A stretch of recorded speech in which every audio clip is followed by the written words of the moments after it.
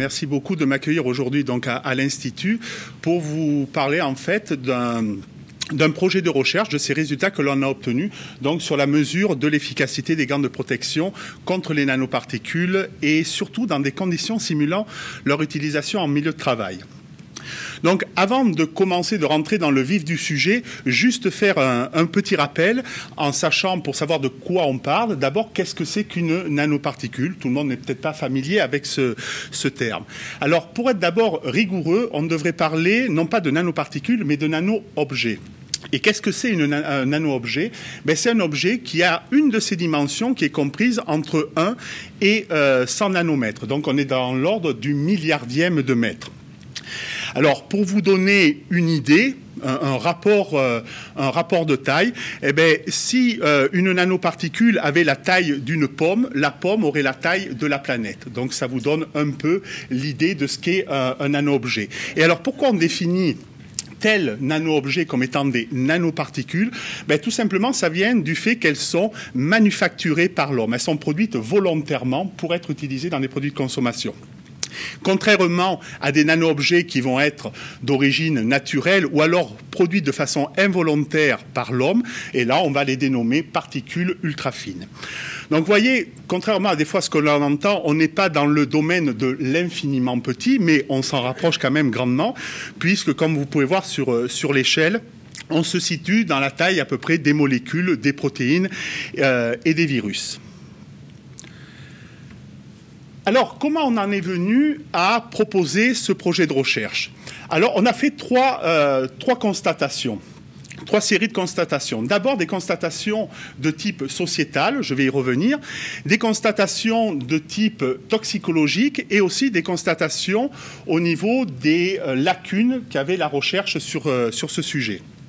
Donc, le contexte sociétal, vous devez savoir possiblement qu'on utilise les nanoparticules pour leurs propriétés de plus en plus. Et maintenant, on en retrouve dans environ 2000 produits de consommation courante, dont 300 qui sont issus de l'industrie agroalimentaire. Alors, je ne vais pas vous faire le résumé de tous ces produits, et vous en avez quelques exemples qui sont affichés à l'écran.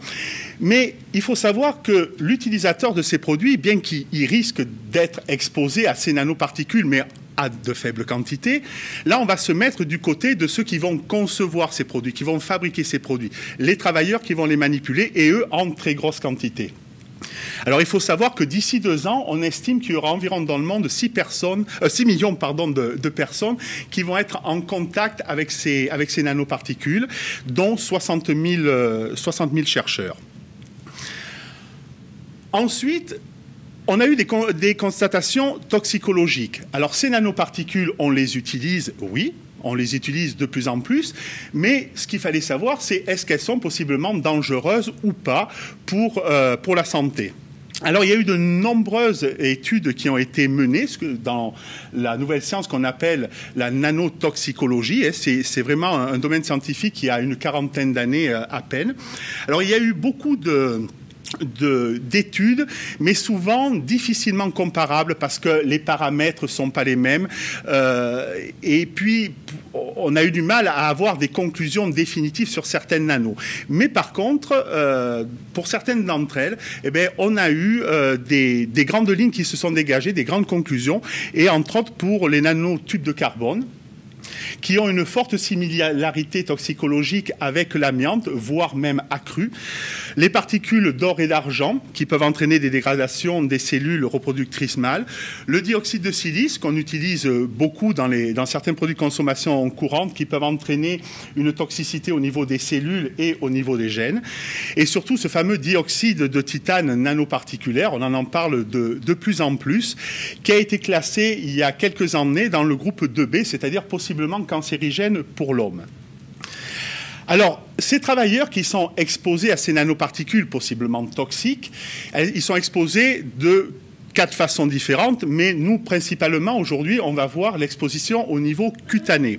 Parce qu'il a été démontré que ces nanoparticules, du fait de leur taille, peuvent pénétrer les différentes couches de la peau et se retrouver car leur temps de clairance est assez important, et se retrouver dans le sang et se retrouver dans les urines plusieurs semaines, voire plusieurs mois après la pénétration à travers la couche cutanée.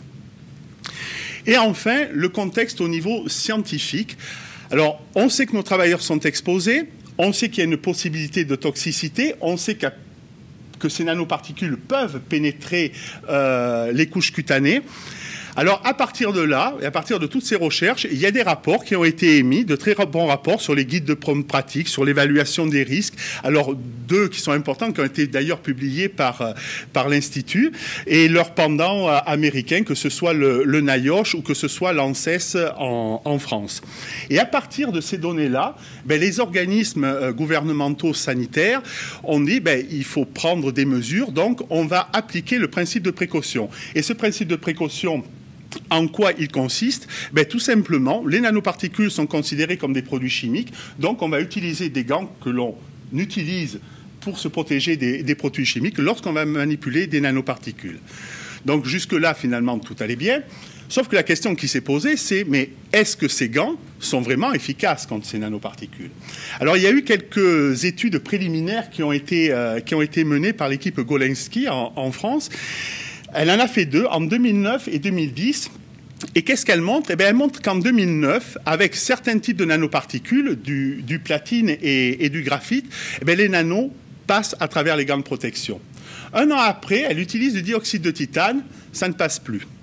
1 an après, Park, en prenant exactement la même méthodologie que Golensky, utilise des nanoparticules d'argent aérolysées, et là, ça ne passe pas. Donc, on voit qu'il y a des contradictions sur les données qui ont été recueillies, et comme je vous l'ai dit, il est toujours facile de les comparer les unes avec les autres. Et ce qui en fait nous a le plus surpris sur ces... il faut dire que c'était des études préliminaires, mais ce qui n'a pas été pris en compte en fait, et qui va être vraiment l'axe fondateur de ce projet, c'est l'utilisation, pouvoir mesurer cette efficacité des gants, mais dans des conditions réelles d'utilisation en milieu de travail, ce que n'avaient pas fait ces équipes. Donc c'est à partir de là que notre projet commence. Et alors ce projet de recherche, finalement, il a une seule ambition, c'est en fait de développer une méthodologie rigoureuse qui va permettre à d'autres équipes de recherche, à l'industrie, de pouvoir mesurer la résistance de leurs gants face aux nanoparticules. Donc cette méthodologie, on a réussi à la diviser en 4 grands axes que je vais vous détailler par la suite. Tout d'abord, choisir les matériaux. Donc les nanoparticules à étudier et les matériaux de gants de protection que l'on veut tester, que ce soit du nitride, du latex, du néoprène, etc. Deuxième point, donc un des axes centraux du projet, c'est de simuler les conditions de travail. Donc, premièrement, c'est appliquer des déformations mécaniques. Et pourquoi? Vous m'écoutez déjà depuis quelques minutes et je vois personne qui tient ses mains comme ça, parfaitement horizontales. On a tous les mains, les doigts fléchis. Donc, lorsqu'on travaille, c'est la même chose. On ouvre, on ferme notre main. Ce qui va créer, en fait, des déformations mécaniques et on va voir la conséquence qu'ont ces déformations mécaniques. Et lorsque vous utilisez dans vos laboratoires, quand vous utilisez vos gants, on sait bien qu'au bout de quelques minutes, on commence à transpirer. On crée un microclimat à l'intérieur du gant, mélange de température, de sueur, humidité, etc. Donc, on a voulu aussi recréer ce microclimat.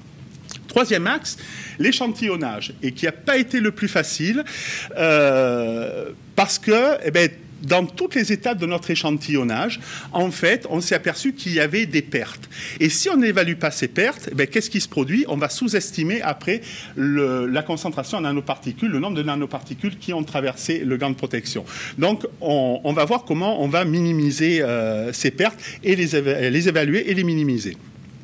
Déterminer aussi la bonne technique d'analyse, parce que lorsqu'on travaille avec des nanoparticules, on a des techniques d'analyse, on doit utiliser des techniques d'analyse de pointe, les spectromètres de masse, etc. Différents types de spectromètres de masse. Et donc, il a fallu vraiment cibler, selon les nanoparticules, quelle était la technique de caractérisation et de détection la plus appropriée. Et enfin, analyser les résultats savoir si est-ce que nos résultats sont reproductibles. Ça, je pense que c'est le lot de toute recherche scientifique, de s'assurer que c'est reproductible. Et puis, dans l'analyse des résultats, ce qui est important, c'est qu'on a voulu aussi, même si on est un peu en marge du projet, c'est vouloir déterminer quels étaient les facteurs qui influencent la pénétration des nanoparticules. Qu'est-ce qui fait que lorsqu'on les utilise en conditions de travail, on va favoriser cette pénétration des nanoparticules? Ça va être très intéressant parce que selon ce que l'on va trouver, on va pouvoir orienter les manufacturiers de gants, par exemple, en leur disant, voilà, il y a tel point, telle résistance qui n'est pas optimale, donc vous pourriez travailler sur votre matériau pour la rendre plus adéquate, plus résistante. Donc pour commencer, on va regarder, on va passer à travers ces quatre étapes de cette méthodologie. D'abord, ça a été le choix des matériaux. Alors, en ce qui concerne les gants, je vous dirais qu'on n'est pas allé chercher très loin. C'est les gants qu'on utilise dans les laboratoires, qu'on utilise en industrie, et que ce soit des nitriles. On a utilisé 3 nitriles de 3 épaisseurs différentes, du latex et du néoprène. En ce qui concerne les nanoparticules, on est allé sur des nanoparticules d'or et d'argent, donc de 5 nanomètres ou 50 nanomètres pour voir un effet de taille. Or et argent pour voir un effet de composition chimique à taille identique, 50 nanomètres. Alors vous voyez que celles-là sont encadrées en rouge, mais pas le dioxyde de silice. Tout simplement, je vous en parlerai peut-être un peu plus tard, parce qu'il y a eu d'énormes difficultés à détecter ces nanoparticules. Et aussi, ce que l'on peut remarquer, c'est qu'on les a pris dans de l'eau et pas dans des solvants plus agressifs, parce qu'on ne voulait pas contraindre le matériau de gants, l'exposer à des solvants comme par exemple de l'éthanol, etc., qui allaient dégrader précocement le matériau de gants. Alors on a pris des conditions, excusez-moi l'anglicisme, mais des conditions soft, on va dire, parce qu'on s'est dit, là, si ça passe dans des conditions moins agressives qu'en conditions de travail, ça veut dire qu'en conditions de travail, il va falloir réévaluer l'exposition. Maintenant, dans le développement de cette méthodologie, le deuxième axe, c'était simuler les conditions de travail.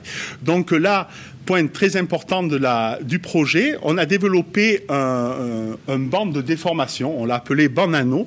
Donc il est composé, donc vous pouvez voir, d'une cellule. Alors cette cellule, vous l'avez sur la partie droite.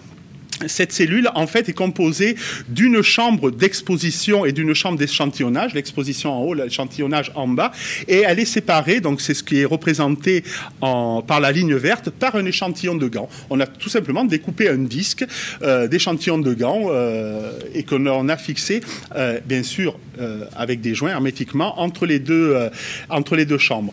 Sur la chambre d'exposition, on a mis nos nanoparticules. Et dans la chambre d'échantillonnage, comme on veut recréer ce climat, ce microclimat, donc présence d'humidité, de sueur, on a mis une solution physiologique qui simule à pH 6, qui simule la sueur. Et là, comme vous voyez, il y a une sonde qui va permettre de faire ces déformations, de faire ces mouvements.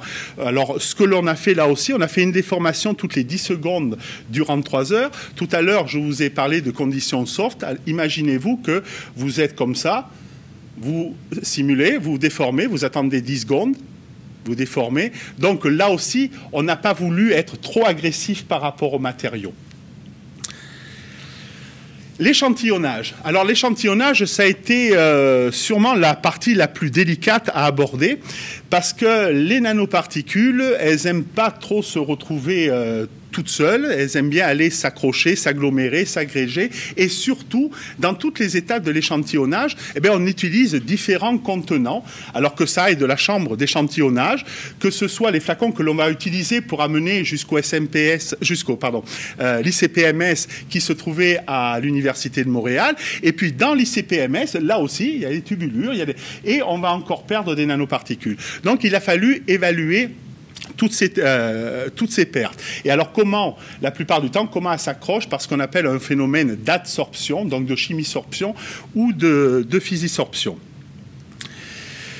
Alors, la première étape, ça a été, finalement, si je reviens juste en arrière, ça va être l'étape du milieu. Déterminer d'abord les flacons de stockage.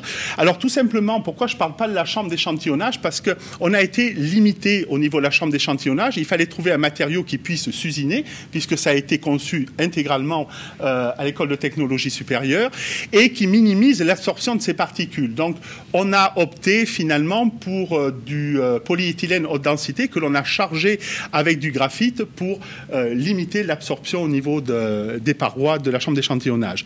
En ce qui concerne les flacons, donc maintenant, on vient de récupérer notre solution d'échantillonnage et on la met dans un flacon pour l'amener au laboratoire d'analyse. Et le problème qui s'est posé, c'est que là aussi, le flacon, il faut trouver une solution pour trouver des flacons adéquats. Ceux qui vont minimiser ces phénomènes d'absorption sur les parois. Alors là, ça a été relativement simple à déterminer. On a préparé une solution de nanoparticules de concentration connue, là 10 microgrammes par litre, dans la solution physiologique, comme si c'était finalement une solution d'échantillonnage. Et puis, on a pris différents types de flacons. Donc, vous voyez en verre, polycarbonate, les polyéthylènes haute et basse densité, etc., téflon. Et puis, on a prélevé et on a mesuré à l'ICP-MS la concentration de départ à 0 heure, puis à 24, 48 et 72 heures. Et puis, ce qui est intéressant, si on regarde la colonne après 72 heures, parce que c'était à peu près le temps qu'il fallait entre la récupération de la solution d'échantillonnage et l'analyse ICP-MS, ça nous laissait un laps de temps assez appréciable. Et bien, qu'est-ce qu'on voit? C'est que le coefficient de restitution, donc concentration avant, moins concentration après, eh bien, on voit que le coefficient de restitution en ce qui concerne les flacons en verre est de 100% pour les nanoparticules d'or. Si on prend à l'extrême le polyéthylène haute densité, on voit qu'il y en a seulement 30% qui sont restitués, donc 70% qui restent collés après les parois. Ces résultats sont aussi applicables, là je vous présente l'or, mais aussi sont applicables à l'argent. Donc il a été décidé tout simplement de prendre des flacons en verre. On s'entend que pour la silice, ça n'a pas été possible, parce que le verre contenant de la silice, ça aurait, pour le dioxyde de silice nanoparticulaire, ça aurait faussé les résultats. Puis après, on a déterminé les pertes totales. Donc, on sait que notre deuxième étape, qui sont les flacons, là, on ne va pas avoir de pertes. On est à 100% de restitution. Mais on a des pertes, même si on a essayé de faire un petit effort au niveau de la chambre d'échantillonnage, on a quand même des pertes. Et on va avoir des pertes lors de l'analyse à la spectroscopie. Donc là, qu'est-ce qu'on a fait? Eh bien, on a encore une fois, préparer deux solutions de nanoparticules, une à 10 et l'autre à 100 microgrammes par litre, toujours en solution physiologique, donc toujours pour représenter cette fameuse solution d'échantillonnage. Et puis, on l'a mis tout simplement dans la chambre d'échantillonnage. On a mis notre échantillon comme si on allait faire un test, sauf qu'on n'a pas mis de nanoparticules dans la chambre d'exposition, et on a fait notre test pendant 3 heures. Et là, on connaît la concentration de départ, on va voir ce que nous donne en résultat l'ICP-MS, et à partir de là, on va pouvoir déterminer les pertes. Et là, qu'est-ce qu'on s'aperçoit?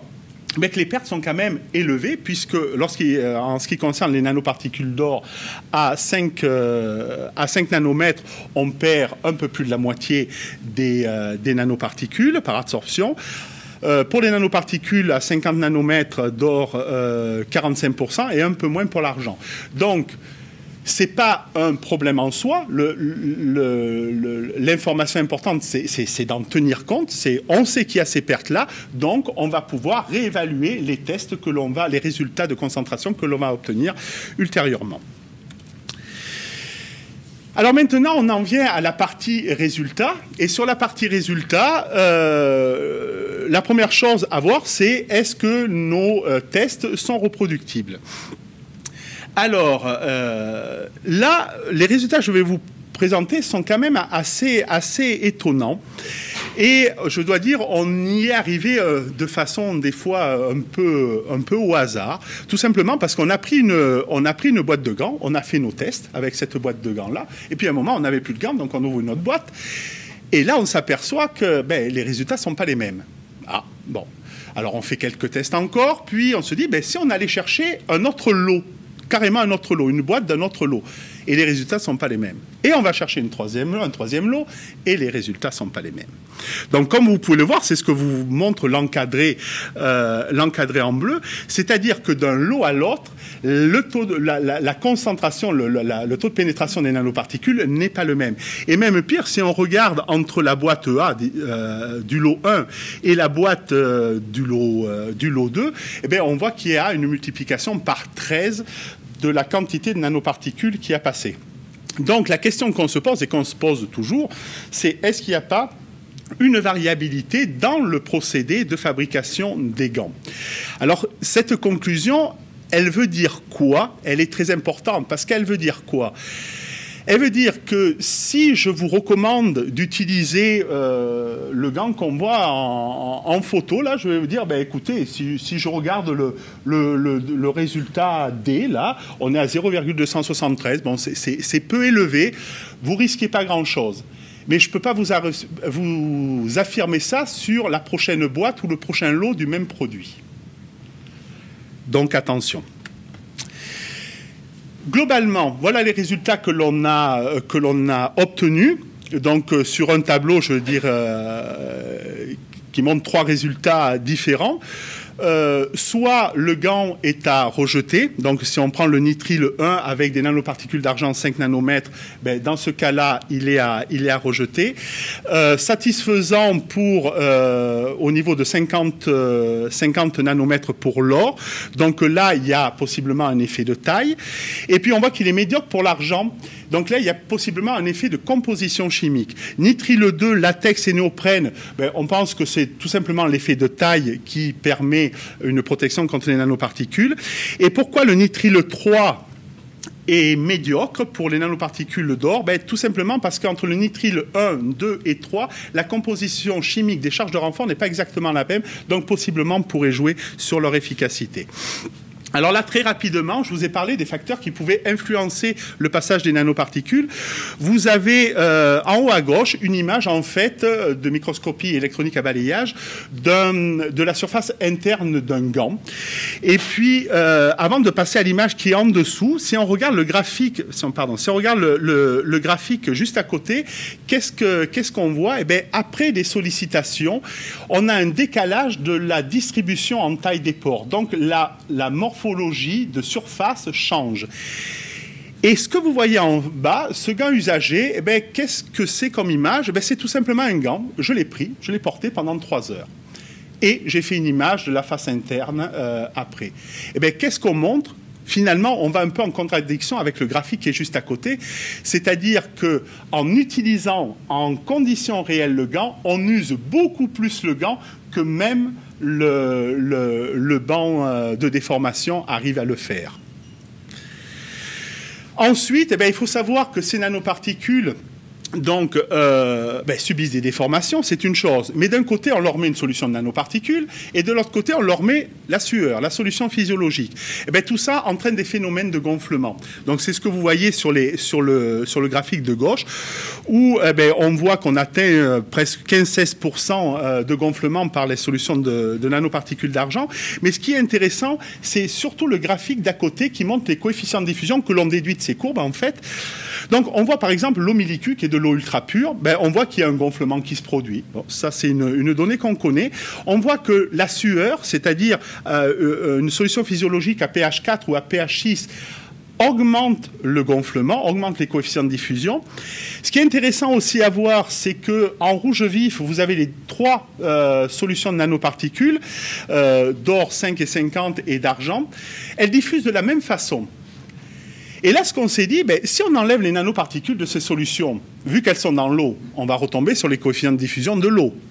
Sauf que ce n'est absolument pas le cas, c'est ce que vous voyez dans les barres rose pâle, c'est que les coefficients sont beaucoup plus importants, tout simplement parce qu'il y a une présence d'additifs dans ces solutions. Les nanoparticules ont tendance à les s'agréger, s'agglomérer, donc on met des additifs pour qu'elles restent à l'état unitaire, et en fait, c'est ces additifs qui vont provoquer de forts coefficients de diffusion. Et puis, pour terminer, encore les déformations mécaniques. Qu'est-ce qu'on a mesuré en fait? Sur le graphique de gauche, vous avez l'énergie de déformation finalement en fonction du nombre de sollicitations mécaniques. Et là, en fait, on mesure cette énergie à chaque déformation. Et qu'est-ce qu'on voit? Dans les premières déformations, on voit une chute de cette énergie. Donc, ça devient plus facile de déformer le matériau. Pourquoi? Tout simplement parce que les chaînes élastomères se cassent, se déforment. Donc, il y a cette chute de l'énergie de déformation. Par contre, après, on voit que ça augmente parce que toutes les chaînes qui ont dû être cassées, elles sont cassées maintenant. Et là, qu'est-ce qui se produit? On va créer des ondes de cristallinité. Et qui dit ondes de cristallinité dit augmentation de la rigidité. Qui dit augmentation de la rigidité dit plus fragile. Donc, si c'est plus fragile, on va porter atteinte à l'intégrité du matériau. Et c'est ce qu'on voit finalement aussi à côté. Entre le 9 et vous avez le taux de cristallinité qui a été mesuré par diffraction X. Vous avez entre le 9 et après 3 heures de déformation, un taux de cristallinité qui augmente. Donc, ça traduit un affaiblissement de la structure mécanique. Donc, en conclusion et recommandation, ce que j'aimerais vous dire, c'est que on a réussi à développer une méthodologie en 4 étapes, donc les choix des matériaux, simuler les conditions d'utilisation, échantillonner et analyser les résultats. Je ne vous en ai pas parlé, mais aussi il y a tout un protocole de lavage qui a été mis en place par Sonication dans l'acide nitrique, etc., pour pouvoir minimiser au maximum toute contamination résiduelle de test après test.